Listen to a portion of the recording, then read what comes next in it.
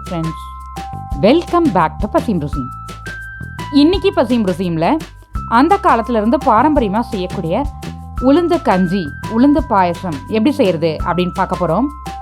அது மட்டும் இல்லாமல் இந்த கஞ்சியை எப்படி சாப்பிட்லாம், யாரெல்லாம் சாப்பிட்லாம் அப்படின்ற விவரம் இந்த வீடியோவில் சொல்லியிருக்கேன்.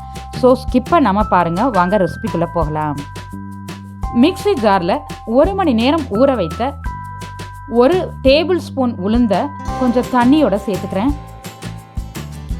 தோல் உளுந்தை பயன்படுத்தினா இன்னும் ஆரோக்கியமாக இருக்கும். தோலை களைஞ்சிட்டு இதே ப்ராசஸ் பண்ணலாம். இது மாதிரி நல்லா பால் மாதிரி அரைச்சி எடுத்துக்கணும்.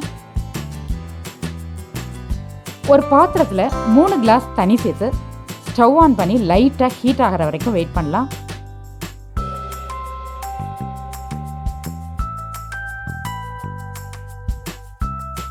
தண்ணி கொதிக்கணும்னு அவசியம் இல்லை. லைட்டாக ஹீட் ஏறின உடனே நம்ம அரைச்சி வச்சிருக்க உளுந்தை இதில் சேர்த்து மிக்ஸ் பண்ணிக்கிட்டே இருக்கணும் கைவிடாமல்.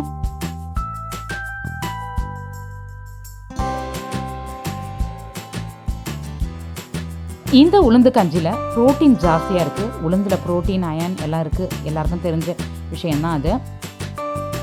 இதை எல்லாருமே டெய்லி 1 கிளாஸ் எடுத்துக்கலாம். வயசு வித்தியாசமே கிடையாது. சின்னவங்கலேருந்து பெரியவங்க வரைக்கும் எல்லாருமே எடுத்துக்கலாம். இப்போ சாதம் வடித்த கஞ்சி மாதிரி வந்திருக்கு. கொஞ்சம் வெந்து இன்னும் கொஞ்சம் வேகணும்.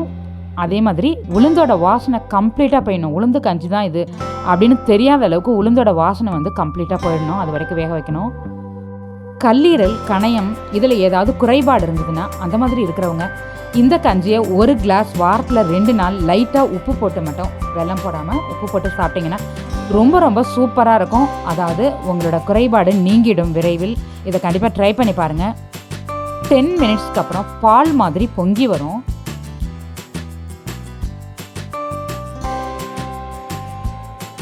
இது கூட கொஞ்சமாக உப்பு சேர்த்துக்கலாம்.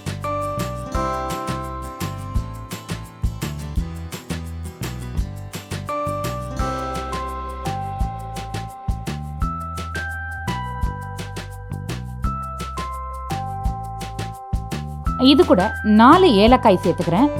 ஏலக்காய் பவுடராக கூட சேர்த்துக்கலாம். இன்னைக்கு நான் வெல்லம் போட்டு சாப்பிட போகிறதுனால வெல்லம் சேர்த்துக்கிறேன். வெல்லம் ரொம்ப கம்மியாக சேர்த்தா போதும். கொஞ்சமாக சேர்த்தாலே சூப்பர் டேஸ்ட்டில் இருக்கும். அதிகமாக சேர்த்துற வேண்டாம். ஏலக்காய் நல்லா கொதிக்கட்டும், வாசனை வர வரைக்கும். அதே மாதிரி வெல்லம் கரைஞ்சி வரட்டும். நம்ம இதை கிளறி விட்டுக்கிட்டே இருக்கலாம். இதோட டேஸ்ட் எப்படி இருக்கும் அப்படின்னு சொல்லணுன்னாக்கா, ஒரு நீர் உருண்டையில் செய்வோம் இல்லையா, தண்ணி எடுத்து சாப்பிடுவோம், அந்த டேஸ்ட்டுக்கு இருக்கும். அதே மாதிரி பால் கொழுக்கட்டையில் அந்த லிக்விட் இருக்கும் இல்லையா, அந்த டேஸ்ட்டு எக்ஸலண்ட்டாக ஈக்குவலண்ட்டாக இருக்கும். கொழுக்கட்டை அரிசியில் செய்கிறதுனால அது கார்போஹைட்ரேட் லிக்விட். இது பார்த்திங்கன்னா நம்ம உளுந்தில் செய்கிறதுனால ப்ரோட்டீன். ஸோ டெய்லியுமே இதை சாப்பிடலாம் நம்ம. பட் டெய்லி சாப்பிடும்பொழுது கொஞ்சமாக வெல்லம் சேர்த்து உப்பும் கொஞ்சம் சேர்த்து சாப்பிட்டிங்கன்னா சூப்பராக இருக்கும். மார்னிங்கில் பால், காஃபி எதுவுமே சாப்பிடாம பிரேக்ஃபாஸ்ட்டுக்கு 1 கிளாஸ் இந்த கஞ்சி சாப்பிட்டோம்னா நல்ல ஃபில்லிங்காக இருக்கும். அதே சமயத்தில் சத்தும் கூட. முக்கியமாக வளர்கிற குழந்தைங்களுக்கு 1 வயசுலேருந்து இது மாதிரி கொடுத்துட்டு வந்தாக்கா அவங்களோட ஹெல்த்து ரொம்ப ஸ்ட்ராங்காக இருக்கும். அதே மாதிரி ஸ்டாமினா இருக்கும். நல்லா பவராக இருப்பாங்க. பிரெய்னி பீப்புளாக இருப்பாங்க. கண்டிப்பாக ட்ரை பண்ணி பாருங்கள். அதை வெல்லம் நல்லா கரைஞ்சி நம்ம முழுசாக போட்ட ஏலக்காய் அதில் பாயில் ஆகி வாசனை வெளியில் வரும். அந்த சமயத்தில் நம்ம ஸ்டவ் ஆஃப் பண்ணிவிட்டு சர்வ் பண்ணலாம். இது சூடாக சாப்பிட்டாலும் ரொம்ப சூப்பராக இருக்கும். கொஞ்சம் ஆறி சாப்பிட்டாலும் இது ரொம்ப சூப்பராக இருக்கும்.